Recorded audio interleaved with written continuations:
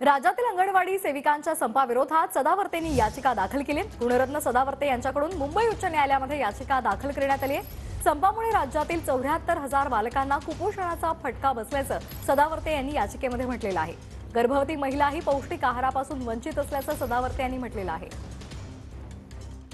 सध्याच्या संपामुळे 78,000 सरकार 78,000 माझी बालगोपाळ छोटी छोटी उद्याच्या भारताचं भविष्य असलेली मुलं ही कुपोषण फेस करत आहेत।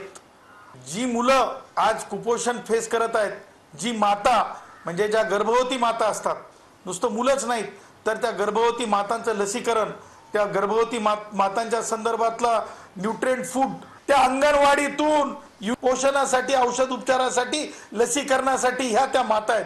आणि म्हणून आम्ही एक बाब लक्षात घेतली की ह्या बाबीला फक्त माननीय मुंबई उच्च न्यायालयात आपण याचिका दाखल करून न्याय देऊ शकतो। आम्ही मुंबई उच्च न्यायालयात याचिका दाखल केली